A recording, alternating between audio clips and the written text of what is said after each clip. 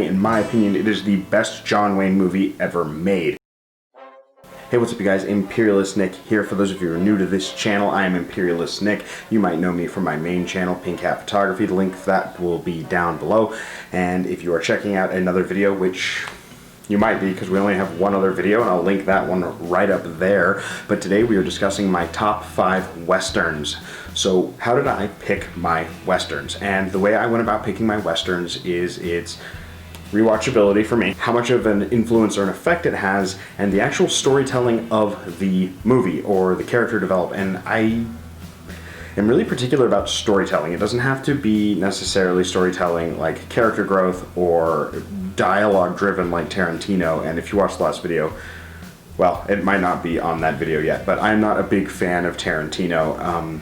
So what it really comes down to story driven is I want the story to be driven forward. I don't care if it's campy. I really like campy movies and B movies as long as some part of the story is driven forward. So whether that's character development or the climax is set up correctly or in a way that I find really awesome and fun to watch.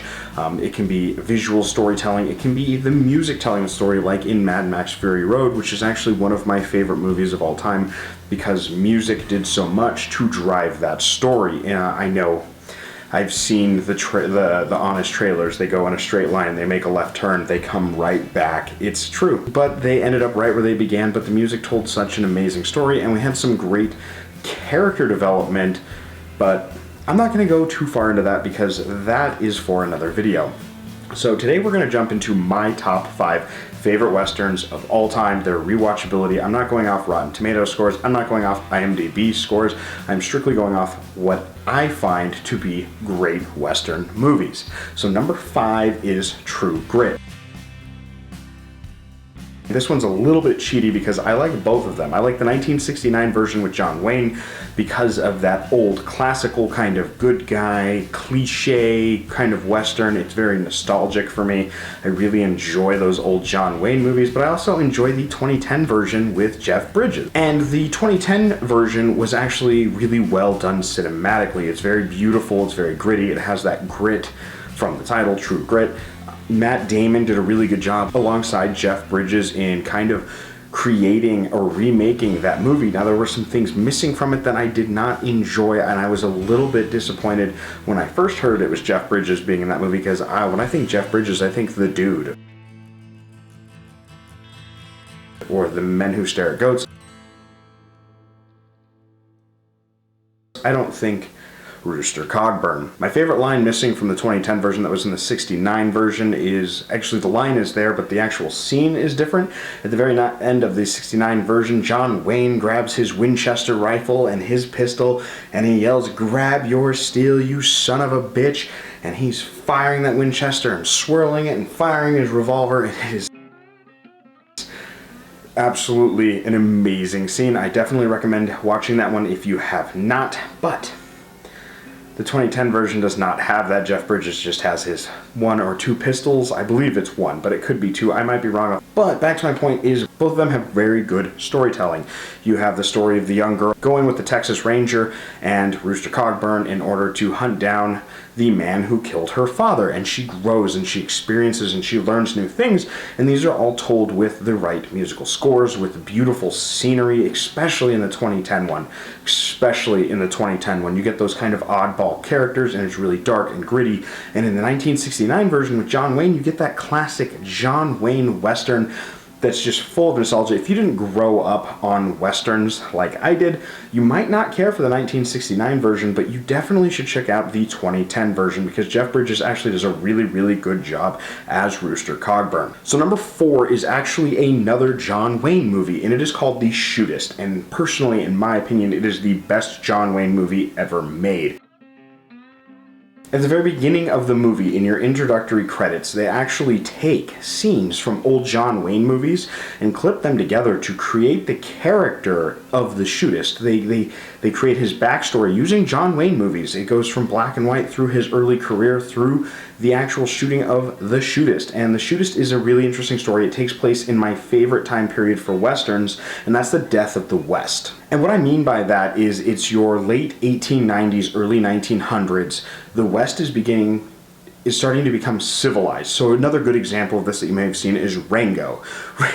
With the lizard, yes, and Johnny Depp. And actually, I will do another video on that because I actually really enjoyed Rango, but I do want to pick that one apart separately, but it's a good example of that. Another good example of another John Wayne movie that is on this premise is Big J. So the shootist example is John Wayne is this gunfighter, this very infamous gunfighter. He finds out he has cancer and decides that he wants to die peacefully in this little town that he found. But because of his reputation and because of people he's wronged in the past or people who want to prove themselves, they want to gun him. They want to go after him. They want to prove themselves against this living legend, the last great gunfighter.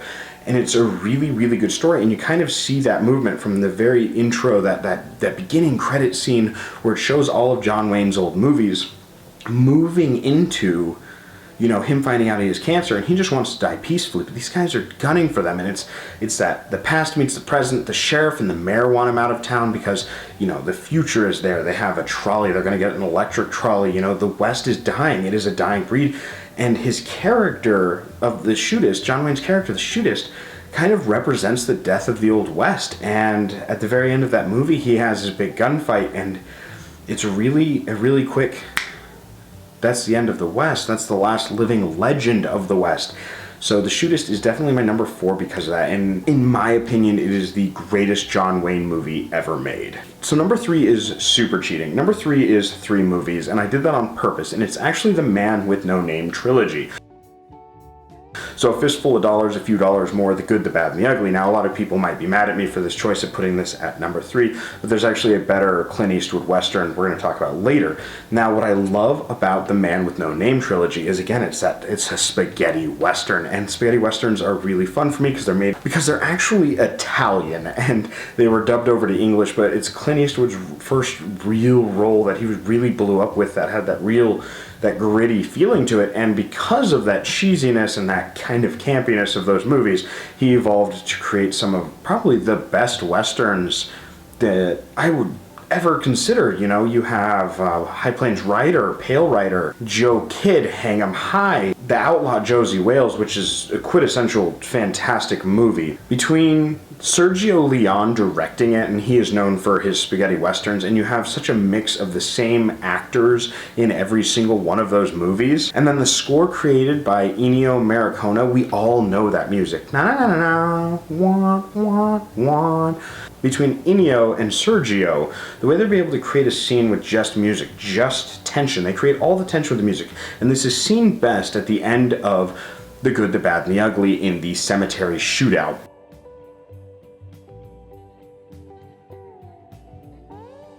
And the way they create that tension and they build it up and they build it up and they build it up is such a wonderful way of mixing visual storytelling with using the music to create the storytelling. And Sergio is one of my favorite directors of all time.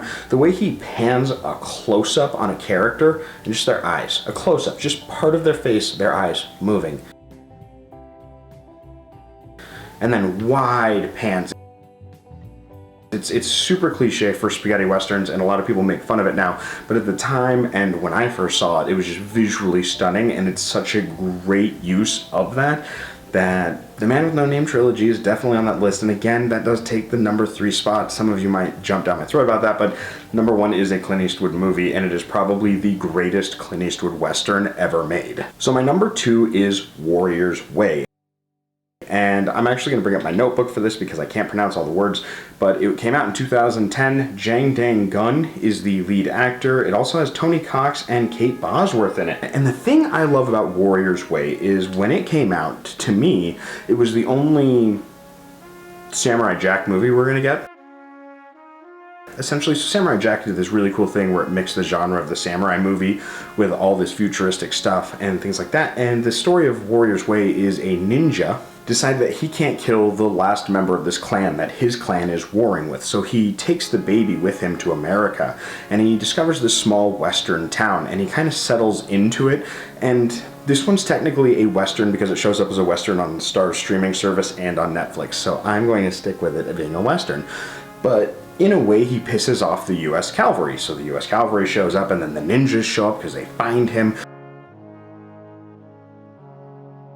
and there's this huge climactic fight at the very end between the ninjas, the cowboys, and the townspeople, and it is just absolutely fantastic. I do recommend checking it out. It's my number 2 because it's such a mix of genres, and when it came out, it had such a profound effect on me between the visual storytelling and the actual growth of the ninja character. I believe his name is Yang in the movie, as well as all the people in the town. And it's kind of cheesy, it's kind of campy, but it's something that I can watch over and over and over again, and it's kind of a sillier Western and a kind of sillier concept of it. So it's one of those movies that I absolutely love and I absolutely do recommend, and if you disagree with me, that's on you. So before we get to number 1, I have some honorable mentions that I want to bring up. So number 1 of my honorable mentions is Open Range. Kevin Costner, Robert Duvall. I was going to include Lonesome Dove because Robert Duvall is amazing, but it's more of a TV series and not a movie. But Open Range does a really good job of that with Kevin Costner and Robert Duvall. That's the second one I want to mention is Tombstone with Kurt Russell and Val Kilmer. I'll Be Your Huckleberry. God, the one-liners in that one are just absolutely amazing, and the storytelling is pretty good, but it's a tried and true story, so that's why I didn't make my personal list. Number 3 is Big Jake with John Wayne. It's that Death of the West, but it's a cliche John Wayne. It's nothing like The Shootist. The Shootist is such a, a more put together story, and it's fleshed out better in my opinion. The next one would have to be The Outlaw Josie Wales. So this one should have made the list, but I wanted to pick The Shootist over Outlaw Josie Wales.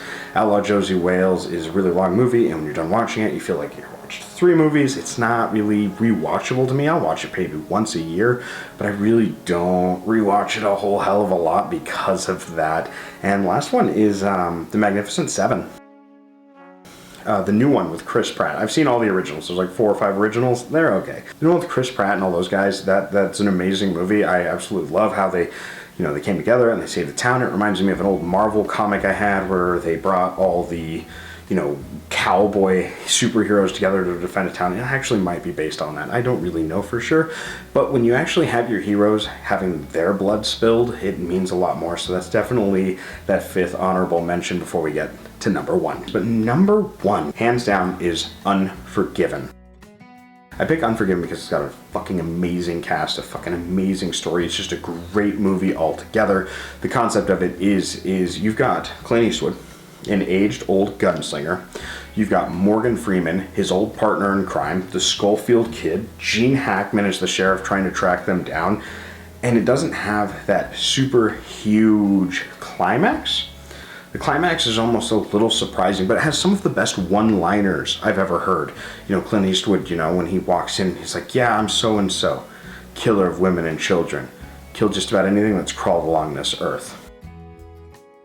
That line is so profoundly powerful.